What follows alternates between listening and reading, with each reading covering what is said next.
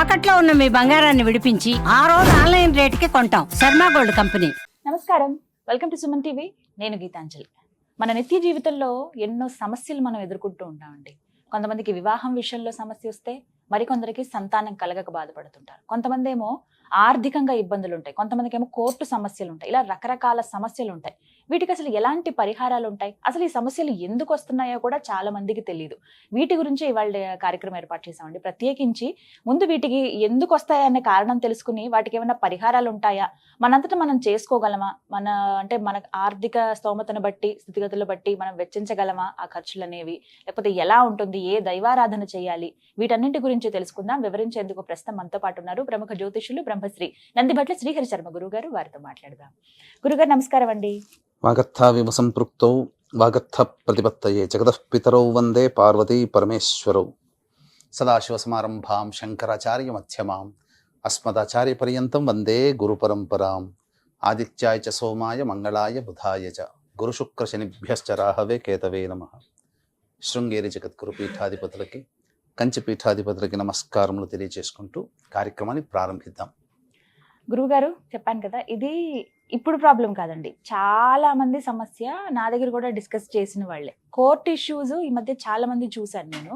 దాంతో పాటుగా ఇంకా ఆర్థిక సమస్యలు అంటారా, ఉద్యోగం విషయాలు అంటారా, సంతానం, వివాహం, దాంపత్యం, ఇలా రకరకాల ప్రాబ్లమ్స్. అంటే ఒకటి విడిస్తే ఇంకొక సమస్య, ఒకటి విడిస్తే ఇంకొక సమస్య నిత్యం ఎదుర్కొంటూనే ఉంటారు. అసలు ఇవి ఎందుకు వస్తాయో ముందు కారణాలు చెప్తారా? తప్పకుండానమ్మా. వీక్షించేటువంటి సుమన్ టీవీ ప్రేక్షకులు కూడా ఇప్పుడు మనం డిస్కస్ చేసుకునేటువంటి అంశం ఏదైతే ఉంటుందో చాలా కీలకమైనటువంటి సమాచారాన్ని తెలియజేస్తున్నాను. కాబట్టి ప్రతి వాళ్ళ జీవితంలో మనం చెప్పుకునేటువంటిది ఏదో ఒక లక్షణం ప్రతి వాళ్ళ జీవితంలో ఉంటుంది. అంటే ఎందుకు ఇలా కలుగుతుంది, ఒకప్పుడు సమస్యలు లేవా కాదమ్మా, సమస్యలు ఉన్నాయి. కానీ సమస్యలు పరిష్కరించుకోగలిగితే పరిష్కరించబడేటివి. కానీ ఎంత నిజాయితీగా ప్రయత్నం చేస్తున్నా పరిష్కారం దొరకక ఇబ్బంది పడుతున్నారు చాలా మంది. అలా దీనికి తెలియక ఏదో రకాలైనటువంటి పూజలు ఎన్నో, ఎవరు చెబితే వాళ్ళు, ఎక్కడ దూకమంటే అక్కడ, ఎక్కడ ఏ చేయమంటే అది చేసేసి చివరికి దేవుడి మీదనే విశ్వాసం పోయి దేవుడు లేడు అని చెప్పే స్థితికి చేరుకున్నటువంటి సందర్భాలు చాలా కుటుంబాలలో ఇప్పుడు కనబడుతున్నాయి. అసలు కారణాలు తెలియకుండా అసలు రోగం ఒకటైతే మందు ఒకటి వేసుకొని ఆ రోగం తగ్గుతుందా? కాబట్టి అలాగే కడుపు నొప్పికి కాలి నొప్పి గోలి మందు వేస్తే తగ్గుతుందా? అలాగే ఏ సమస్యలు ఎందుకు వస్తున్నాయి, ఆ సమస్యకి గల మూల కారణం మన ఆయుర్వేదం కూడా అదే చెప్తుంది. మూలాన్ని శోధించుకుంటే రోగం పోతుంది. అలాగే ఈ యొక్క సంబంధించినటువంటి సమస్యలకి మూల కారణం ఏంటి, ఆ మూల కారణాన్ని మనం తొలగించుకోగలిగితే ఆ సమస్యలు పరిష్కరించుకోబడతాయి.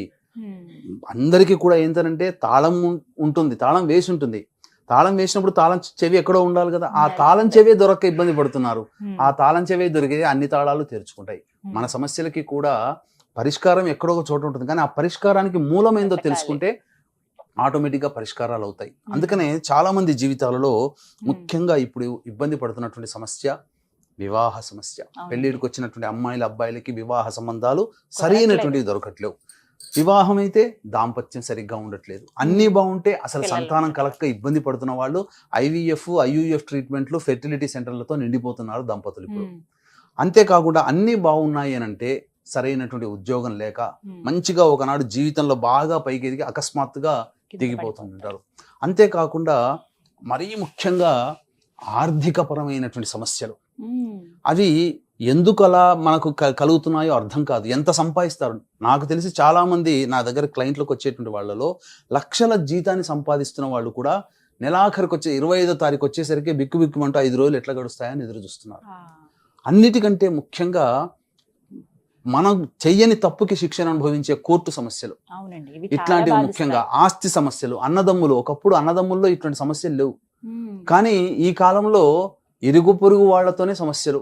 ఇలా ప్రతి దానికి ఏదో ఒక రకమైనటువంటి జీవితంలో సమస్యలు ఎదుర్కోవడానికి వీటికి గల కారణం ఏంటంటే ఒకప్పుడు లేవు ఇప్పుడు ఉన్నాయి. ఎందుకు అని అంటే కారణం ఒకటేనమ్మా. ఒకప్పుడు ధర్మబద్ధమైన జీవితం గడిపినప్పుడు కొన్ని కుటుంబాలలో పుణ్య కార్యక్రమాలు చేసేవాళ్ళు, ఇప్పుడు దేవతారాధన చేయడం తగ్గించారు. ఆ కారణం చేత గత జన్మ కర్మ దోషాలు ఇప్పుడు వెంటాడుతున్నాయి. కాబట్టి అందుకనే మీకు ఒక చిన్న విషయం తెలియజేస్తానమ్మా. వివాహం చేసేటప్పుడు అటేడు తరాలు ఇటేడు తరాలు చూడాలండి అని చెప్పి అన్నారు. అవును. ఎందుకన్నారో తెలుసా? వీక్షించేటువంటి ప్రేక్షకులు తెలియదో సినిమాల్లో ఒక చెప్తారని డైలాగ్ ఒక లాగా మాట అనుకుంటారు. అనుకుంటారు. కారణం ఏంటంటే అటు 7 తరాలు ఇటేడు తరాల్లో ఏవైనా దోషాలున్నాయా, ఏవైనా చెయ్యకూడని పనులు ఆ తరాల్లో చేశారా, ఎవరైనా కానీ దుర్మరణం పాలయ్యారా, శాపాలు ఏమన్నా కుటుంబంలో ఉన్నాయా, ఇవి విచారించుకొని ఏవీ లేవనుకుంటే ముందుకెళ్ళేవాళ్ళు. ఎందుకనంటే వంశాభివృద్ధి జరుగుతుంది, జీవితం కలకాలం ఆనందంగా అన్ని రకాల సమస్యల నుంచి బయటపడే మార్గాలతో జీవితాన్ని గడుపుతారు అని చెప్పి ఆలోచన. ఈ మనిషిని అతలాకుతలం చేసేటువంటిది పంచశాపాలు. మొట్టమొదటిది స్త్రీ శాపము, గురు శాపము, దైవ శాపము, సర్పశాపము, పితృశాపం.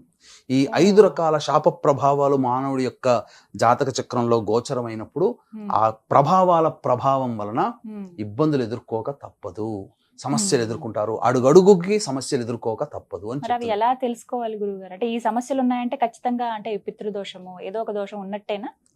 తప్పకుండానమ్మా. ఈ 5 రకాల శాపాల్లో ఈ శాపాలు ఉన్నట్టే లెక్క. వింటే భయం వేసింది మీరు చెప్పే కానీ. అంటే మరి పరిహారం ఇందాక మీరు అన్నారు ఒక మాట, తాళం ఉంటే ఖచ్చితంగా దానికి సంబంధించిన తాళం చెవి ఉంటుంది అని చెప్పి, ఆ కీ ఉంటుందని. మరి అది ఏంటి ఆ కీ? అంటే ఇప్పుడు తెలుసుకునే దానికంటే ముందు వీక్షించే ప్రేక్షకుల్లో చైతన్యం కలగాలి. ఎందుకనంటే ఈ దోషాల పేరిట చెప్పి ఇప్పుడు సమాజంలో దోచుకోవడం ఎక్కువైపోయింది. ముఖ్యంగా ఏంటనంటే మొత్తం ఉన్నదే చెప్పినటువంటివి 27 నక్షత్రాలు. ఈ 27 నక్షత్రాలు మానవుడి జీవితంలో ముడిపడి ఉంటున్నాయి. ఈ 27 నక్షత్రాల్లో ఖచ్చితంగా ఒక 19 నక్షత్రాల్లో పుడితేనే దోషము అని చెప్పి ప్రచారం జరుగుతుంది. అలా ఉంటుంది? లేదమ్మా, శాస్త్రంలో ఎక్కడా చెప్పబడలేదు. అందుకనే చెప్తున్నాను, ఓపెన్ గానే చెప్తున్నాను. ఎవరైనా కానీ ఒక ఆధారం, పుస్తక రూపంలో ఆధారం. ఇప్పుడు నాలాంటోడు నీకెవడో చెప్తే నమ్మాల్సిన అవసరం లేదమ్మా. ఈ రోజుల్లో ప్రతి వాళ్ళకి కూడా ఒక ఆధారం ఏంటి, ప్రమాణం ఏంటి. ఎందుకంటే ఒకప్పుడు నిజాయితీగా ఉండేవాళ్ళు అందరూ, అన్ని ప్రొఫెషన్స్ లో నిజాయితీ ఉండేది కాబట్టి చెప్పింది నమ్మేవాళ్ళు. కానీ రాను రాను ప్రతి ప్రొఫెషన్ లో కూడా మంచి చెడు ఉంది. మంచి నిజాయితీ, చెడు ఏంటంటే ఇలాంటి అబద్ధపు ప్రచారాలు. ఏంటంటే 19 నక్షత్రాల్లో పుడితేనే దోషము కాబట్టి 19 నక్షత్రాల వాళ్ళు చేసుకోవాల్సింది ఏంటంటే, ఒక కుటుంబంలో 4 ఉంటారు, ఆ 4లో 19 నక్షత్రాల్లో ఎవరో ఒకరు ఉంటారు కదా. అంటే ప్రతి కుటుంబము ఈ పూజ చేసుకోవాలి, దీని మీద డబ్బు సంపాదించి ఈ పూజలు చేసుకోమని చెప్పి భయపెట్టి సంపాదించుకోవడం ఇది జరుగుతుంది.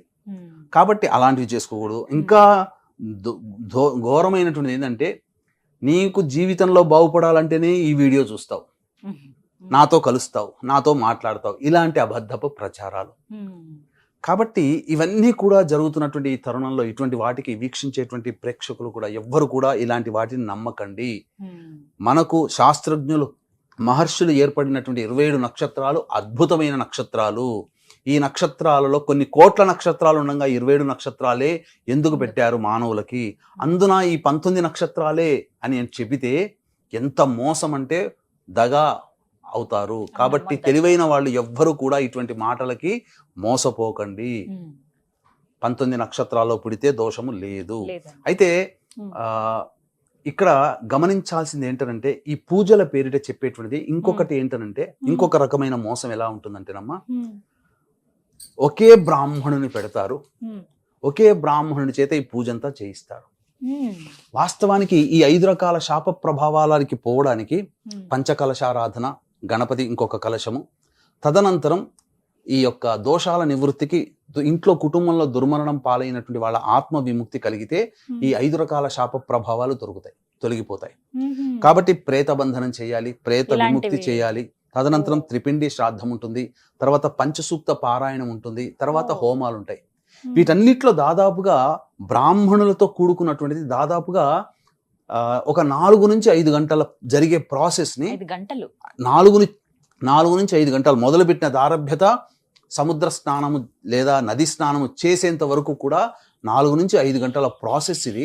ఇంత ప్రాసెస్ని కేవలం ఒక చిటికేసినట్టుగా గంటన్నరలో ముగించేసేసి షార్ట్ కట్లో చేసి పంపిస్తున్నారు. ఇంకొకటి, యజ్ఞోపవీతం ఉన్న వాళ్ళకి ఒక రకంగా, యజ్ఞోపవీతం లేని వాళ్ళకి తూతూ మంత్రంగా చేస్తున్నారు. చేయించుకునే వాళ్ళలో యజ్ఞోపవీత ధారణ లేని వాళ్ళు ఎక్కువ కదమ్మా. కాబట్టి మోసపోతున్నారు జనాలు. తెలియక మోసపోతున్నారు. ఇప్పుడు చెప్పిన తర్వాత కూడా అదే విధంగా పోతాము, అలాగే మేము వెళ్ళి చేయించుకుంటామంటే వాళ్ళని రక్షించేవాడు ఎవడు లేడు. మరి ఇంకా మార్గం ఏముంది గురువు గారు? మార్గము చక్కగా ఉందమ్మా.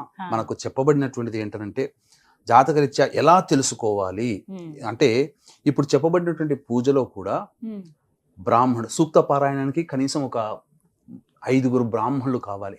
హోమం దగ్గర చేసేటప్పుడు కనీసం తక్కువ 3 బ్రాహ్మణులు పెట్టి చేయించాలి. ఇదంతా లేకుండా కేవలం ధనార్జనే ధ్యేయంగా ఒక్క బ్రాహ్మణునే పెట్టి 1:30లో పూజ చేయించి అయిపోయిందండి, మీ దోషం పోయిందండి అని అంటున్నారు. చివరికి దోషం పోయిందా లేదని చెప్పి జాతక కుండలో చెక్ చేస్తే దోషం పోలేదు అని చెప్పి వస్తున్న వాళ్ళు ఉన్నారు.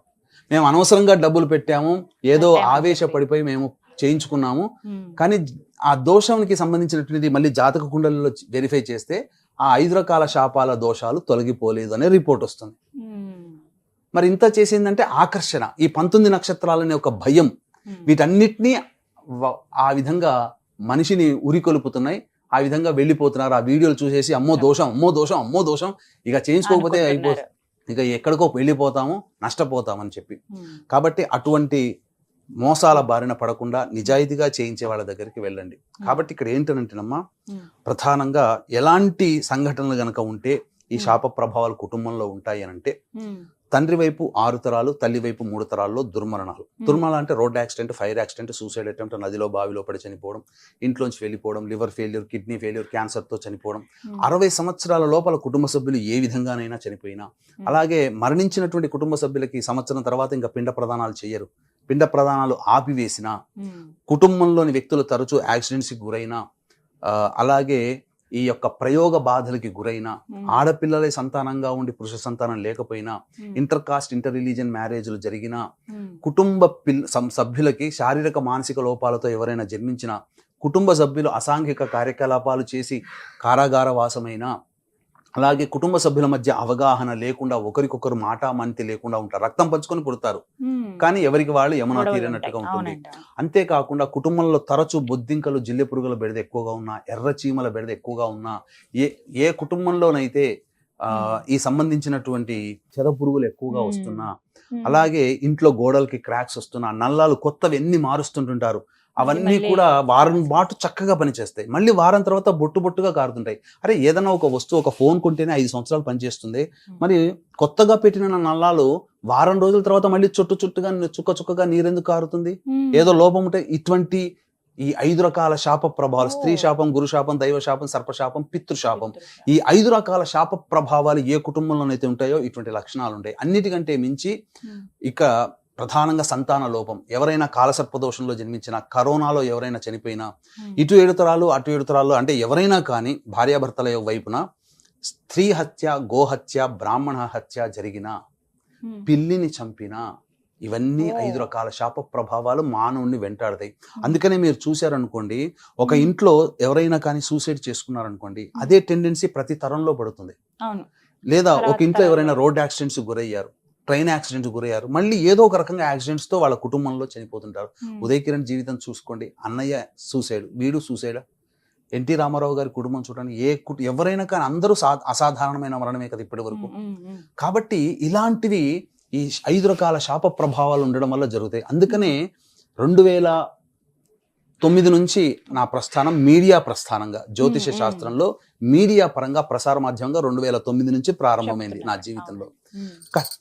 కానీ అనేక రకాల సమస్యలకి అనేక రకాల పరిష్కారాలు చేసినా ఎందుకు ఇంకా కొంతమంది జీవితంలో బొదుగుదల లేదు, వాళ్ళ సమస్యలు తీరట్లేవు అని చెప్పి పరిశీలన చేసినప్పుడు 2013 నుంచి ఈ 5 రకాల శాప ప్రభావాలు ఉండడం వల్లనే ఇబ్బందికర పరిస్థితులను తెలుసుకొని ఆ 2013 నుంచి నిజాయితీగా కార్యక్రమాలు చేయిస్తూ వస్తున్నాం ఈ 5 రకాల శాప ప్రభావాల నివృత్తికి. కాబట్టి చక్కగా కార్యక్రమాలు అనేటువంటివి నిజాయితీగా, ఎటువంటి పొరపచ్చాలు లేకుండా, శాస్త్ర ప్రకారము, శాస్త్ర విహితముగా ఇటువంటి కార్యక్రమాలను చేయిస్తున్నాం. కాబట్టి ఇప్పుడు ఉండేటువంటిది చైత్రమాసము, అమావాస్య, ఆదివారము, అశ్విని నక్షత్రంతో కూడుకున్నటువంటి అద్భుతమైన రోజు. కాబట్టి వీక్షించేటువంటి ప్రేక్షకులు ఇటువంటి మహత్తరమైన రోజున ఈ 5 రకాల శాప ప్రభావాల నివృత్తికి కార్యక్రమాలు అనేటువంటివి నిజాయితీగా చేయించడం జరుగుతుంది. ఎక్కడ జరిపిస్తారు గురువు గారు? ఇవన్నీ కూడా కర్ణాటక ప్రాంతంలో కానీ, చేయిస్తూ ఉంటుంటాం. కాబట్టి అవకాశం ఉన్న వాళ్ళు ఎవరైనా కానీ కార్యక్రమ తదనంతరం కాంటాక్ట్ చేసి కార్యక్రమంలో నమోదు చేసుకోవచ్చు. దాదాపు ఇప్పటి వరకు 1500 మందికి పైగా ఇటువంటి కార్యక్రమాలు చేయించున్నాం. అందరూ కూడా సంతృష్టి పరివులు ఉన్నారు. ఎప్పుడు ఫోన్ చేయాలండి? ఇప్పుడు మనం ఆదివారం వచ్చింది అమావాస్య, 26వ తారీఖు నాడు బయలుదేరుతున్నాము. కాబట్టి 25వ తారీఖు లోపల ఎవరైనా కానీ నమోదు చేసుకోవచ్చు. ఒకవేళ రాలేని పక్షంలో కొంతమంది ఉంటుంటారు, అంటే అనారోగ్య సమస్యలు, విదేశాల్లో ఉన్న వాళ్ళు, ఆడపిల్లలే ఉంటారు, భర్తలు చెయ్యరు. అటువంటి వాళ్ళకి ఏంటంటే బ్రాహ్మణుని కర్తగా పెట్టి చేయిస్తుంటాం. కాబట్టి చక్కగా జరుగుతుంది. రాని వాళ్ళ కోసమే ఇంకా నేను ప్రత్యేకంగా శ్రద్ధ తీసుకొని నేనే దగ్గరుండి కార్యక్రమాన్ని జరిపించడం జరిగినటువంటి వాటికి అన్ని కూడాను రాని వాళ్ళకి ఎవరైతే ఉంటారో వాళ్ళకి వీడియో తీసి కూడా చేయించి పంపిస్తుంటాం. ఏదో నోటి మాటిగా అట్లా కాకుండా. కాబట్టి అటువంటి అవకాశం ఉంటే ఈ చైత్రమాస అమావాస్య రోజున చేయిస్తున్నటువంటి కార్యక్రమంలో 25వ తారీఖు లోపల నమోదు చేసుకోండి. కార్యక్రమంలో పాల్గొనే ప్రయత్నం చేయండి. తప్పకుండా 26వ తారీఖు నాడు బయలుదేరుతాం. మళ్ళీ 28వ తారీఖు కల్లా మనం ఇక్కడ ఉంటాం. అంతేకాకుండా మళ్ళొక్కసారి వీక్షించే ప్రేక్షకులకి నమస్కారం తెలియజేస్తూ, ఈ 19 నక్షత్రాల బారిన ఉన్నారు, జన్మిస్తేనే ఈ శాపాలు అనేటువంటివి నమ్మకండి. ఈ నా వీడియో చూస్తేనే శాపం ఉన్నట్టు, నీ దోషం తొలగిపోతేనే ఈ వీడియో చూస్తావనే మాటలు నమ్మకండి. అన్నిటికంటే మించి ఒక్క బ్రాహ్మణుని పెట్టి తూతూ మంత్రముగా చేయిస్తున్నారు. అటువంటి వాళ్ళ జోలికి మీరు వెళ్ళి, మీరు ధనం అంటే మళ్ళీ సంపాదించుకోవచ్చండి, కానీ విలువైనటువంటి కాలాన్ని మాత్రం తిరిగి తీసుకురాలేము. అన్నిటికంటే మించి ఒకసారి కుదురుతుంది, అంత దూరం పోయి చేసేది మళ్ళీ ఇంకొకసారి కుదరదు కదా. కాబట్టి చక్కగా నిజాయితీగా చేయించేటువంటి కార్యక్రమంలో మీరు చూడండి. ఎందుకంటేనమ్మా, మనము ఒక ఇంటికి ఒక 10 మంది బంధువులు వచ్చారనుకోండి, ఒక్కొక్క మనిషికి ఒక్కొక్క వంట వాళ్ళని పెట్టి టీ పెట్టినా భోజనం చేస్తే అందరూ ఒకే రకంగా ఉండరు కదా. ఒక మనిషికి 10 మంది వస్తారు, ఒక మనిషి ఇంటి మనిషి 10 మందికి టీ పెడితే ఒకే టేస్ట్ అందరికి వస్తుంది. అట్లాగే మనం ఒక బ్రాహ్మణుని పెడుతున్నాం, కానీ ఇక్కడ హోమం దగ్గర ఖచ్చితంగా సంఖ్య కావాలి. 3 బ్రాహ్మణులు. ఇప్పుడు 30 మందిని కూర్చోబెడితే 30 మంది బ్రాహ్మణులు ఉన్నారు అనుకోండి. వాస్తవానికి ఈ 30 మంది బ్రాహ్మణులు ప్రొఫెషన్సీ ఉండరు కదా, తూతూ మంత్రంగా చేయించే వాళ్ళు ఉంటారు. ఎవరో ఒక 30లో ఒకరిద్దరు మంచిగా చేయించే వాళ్ళు ఉంటారు. కాబట్టి ఇట్లా మందల్ని తీసుకొని పోయి 30 మందిని పెట్టించేసేసి గంటన్నరలో చేయించి పంపిస్తుంటే ఎంత మోసం. ఆ సొమ్ము కూడా తిన్న వాళ్ళకి పని చేయదమ్మా. అటువంటి అక్రమ సంపాదన చేస్తే కుటుంబ నాశనమే. కాబట్టి మనం తెలిసి ఒక బ్రాహ్మడి కుటుంబానికి ఎందుకు చెడు చేయాలి? ఎందుకంటే మనం పోవడం వల్ల అతనికి మోసం చేయడానికి మనం అవకాశం ఇస్తున్నాం. అతని వల్ల ఏమవుతుంది, తీసుకునేటప్పుడు డబ్బు తీసుకుంటాడు, కానీ ఖర్చు పెట్టేటప్పుడు ఏడుస్తూ ఖర్చు పెట్టాలి. ఆ బ్రాహ్మడి కుటుంబానికి ఏడుస్తూ ఖర్చు పెట్టే అవకాశాన్ని మనం ఎందుకు ఇవ్వాలని వీక్షించే ప్రేక్షకులు ఆలోచన చేయాలి. కాబట్టి మన సొమ్ము నిజాయితీగా వెళ్ళాలి, నిజాయితీగా వాళ్ళకి పని చేయాలి అనుకున్నప్పుడు నిజాయితీగా చేయించే వాళ్ళ దగ్గరికి వెళ్ళండి తప్ప ఈ 19 నక్షత్రాల్లో పుడితే దోషం అని చెప్పేవాళ్ళు, ఈ వీడియో చూస్తేనే దోషం ఉంటుంది, ఈ వీడియో దోషం తొలగిపోతేనే ఈ వీడియో చూస్తావు, అలాగే ఒక్క బ్రాహ్మణుని పెట్టి చేయించే పూజే కాదు. అనేక మంది బ్రాహ్మణులు ఇందులో ఉండాలి. కాబట్టి ఇలా తప్పుదారి పట్టి ఇలా మీరు వెళ్ళి చేయించుకున్నా మీరు అడగండి, నిలదీయండి, ఒక్క బ్రాహ్మణుని ఎందుకు పెట్టావు, శాస్త్రంలో ఎక్కడుంది అని చెప్పి శాస్త్ర ప్రకారమే చేయించమని అడగండి. కానీ మన దగ్గర మాత్రం 2013 నుంచి దాదాపుగా 12 సంవత్సరాలుగా శాస్త్ర ప్రకారమే ఇవన్నీ చేయిస్తూ వస్తున్నాం. ధన్యవాదాలు గురుగారు, చక్కగా వివరించారండి. సర్వం శ్రీ ఉమామహేశ్వర పరబ్రహ్మార్పణమస్తు. విన్నారు కదా, గురుగారికి సంబంధించినటువంటి నెంబర్ స్క్రీన్ మీద ఇవ్వడం జరుగుతుందండి. ఎవరైతే ఇలా పూజలు చేయించదలుచుకున్నారో మీరు డైరెక్ట్గా కాల్ చేసి అపాయింట్మెంట్ తీసుకుని గురుగారితో మాట్లాడండి, వివరాలు తెలియజేస్తారు. 26వ తారీఖున ఇక్కడ బయలుదేరితే ఎక్కడైతే కార్యక్రమం ఏర్పాటు చేస్తారో అక్కడికి వెళ్ళి స్వయంగా మీరే పాల్గొనవచ్చు. ఎవరైతే డైరెక్ట్గా పాల్గొనలేకుండా ఉన్నారో వారు ముందుగానే మీ నక్షత్రం కావచ్చు, మీ పేరు, వివరాలు, వంశానికి సంబంధించిన వివరాలు నేను చెప్తే వాటికి బట్టిగా పూజ అనేవి నిర్వహిస్తారనమాట. మళ్ళీ తిరిగి 28వ తారీఖున వచ్చేయచ్చు. కాబట్టి 26 నుంచి 28 వరకు 3 రోజులు ప్లాన్ చేసుకుని మీరు ఒకసారి స్క్రీన్ మీద కనబడుతున్న నెంబర్స్ని సంప్రదించండి. నమస్కారం.